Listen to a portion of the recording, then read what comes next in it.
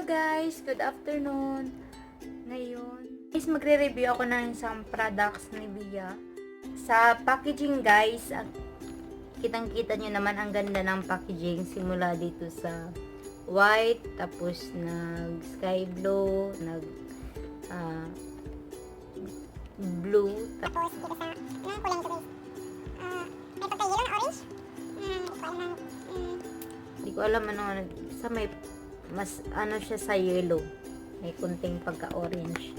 Yan, ang ganda. Tapos may design pa siya. Pag ganito. Pag ganyan. Yan ang mga line-line na mga design. Tapos, ang ganda lang ng packaging. Tapos ano siya, dito na tayo babasahin ko yung merong care, merong skin protection, merong important usage instruction or direction. Tapos dito ang nakalagay dito, bumili ako agad kasi nakita ko agad yung BB BB cream, tapos 0% sticky feeling daw, kaya ita-try natin mamaya kung 0% ba talaga. Then meron siyang UVA tapos UVB pa. 50 plus very high immediate sun protection, even a naturally tan looking skin.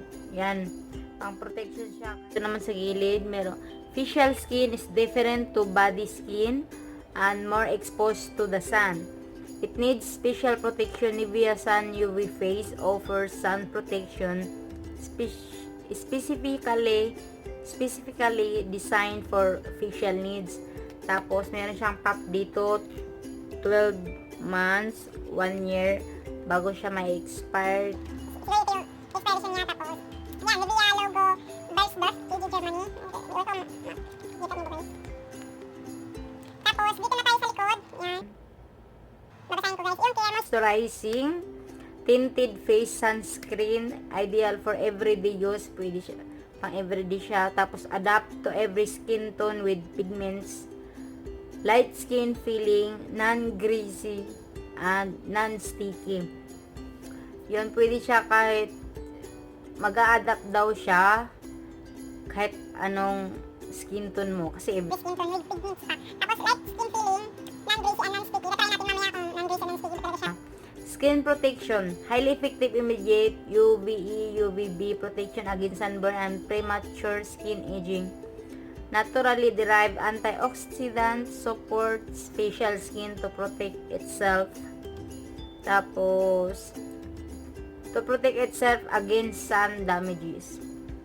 Eye-friendly formula, ophthalmologically proven, skin compatibility, dermatologically proven. Yung usage direction, paano gagamitin.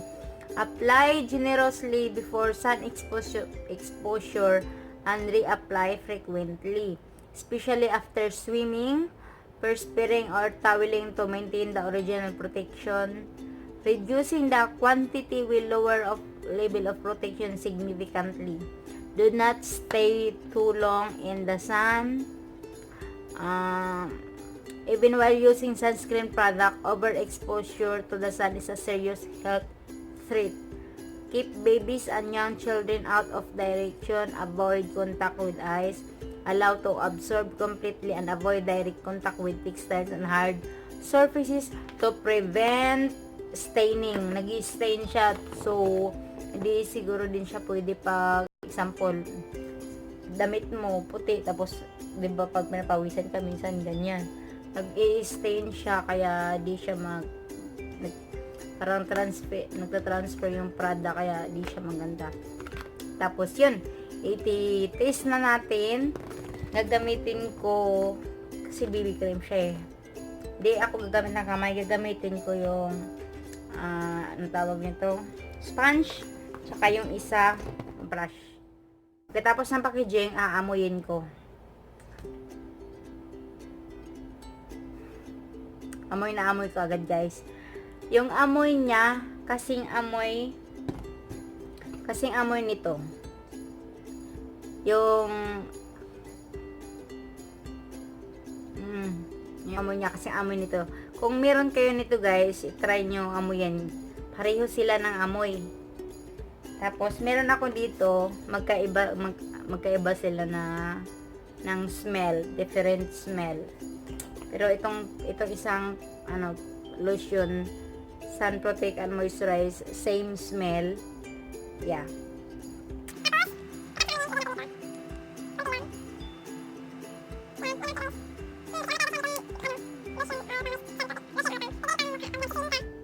Yan.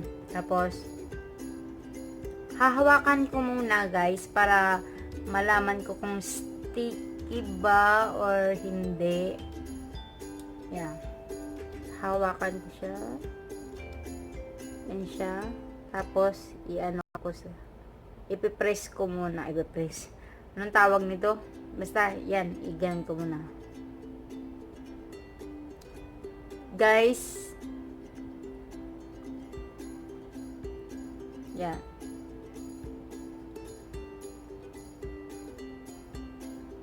Nakakatawa yung ginawa ko. Guys, hindi siya sticky. Sa kamay. Itatry ko sa face kung sticky ba or hindi.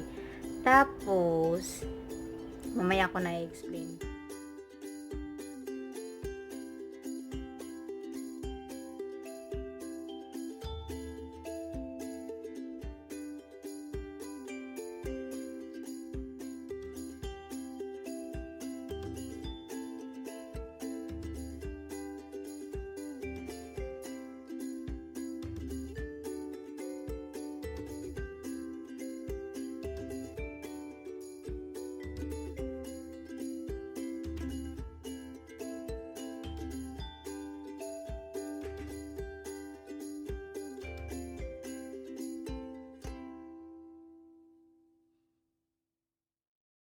Zero % sticky feeling. 0% talaga siya. Totoo siya guys. Wala talaga siyang sticky na ganap. Tapos, stain nga siya dito. Pero, nagta-transfer siya konting-kunti talaga.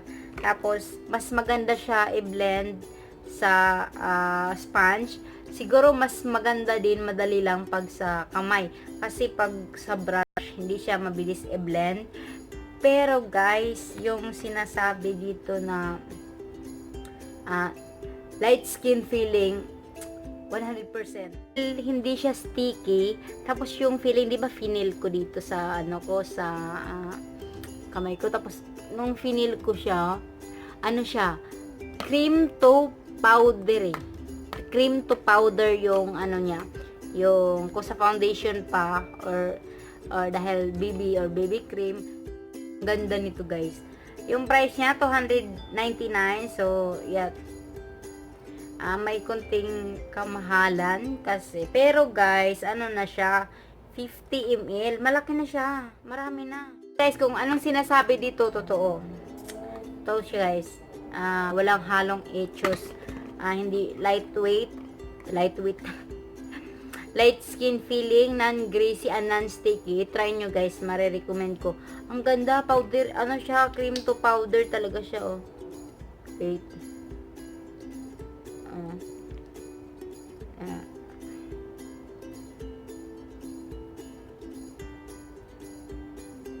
Cream to powder, tapos ang kagandahan lang nito, mabango din, ang bango. Ulit-ulit ako sa mabango, sa light feeling skin, sa non-greasy, non-sticky, kaya yun, totoo, 0% sticky feeling. Kaya, yun, ang ganda nito guys. Kaya ako napabili dito dahil sa BB, tapos, sa packaging, nagandahan ako, kaya, syempre, Nivea, di ba magaganda yung mga product ng Nivea. Kaya, yun, marirecommend ko talaga to. Maganda to sa pang everyday base, bago ka mag-foundation o kahit di ka mag-foundation, kaso lang hindi siya coverage kasi wala naman din sinabing coverage, pang sun protect lang talaga. Tapos siya, yung adapt to every skin tone with pigments. Kung anong kulay ng skin tone mo, ganun din, nag-adapt talaga siya guys. ano lang talaga, hindi maputi, hindi maputi, hindi rin maitim. Ano lang siya, yung naturally tan looking skin. Kaya po, dahil na-try ko, yun yung masasabi ko. Kaya, yun lang lahat guys. Salamat sa panonood. Don't forget to like and subscribe to my channel and please comment below. Yun, see you to my next video. Bye!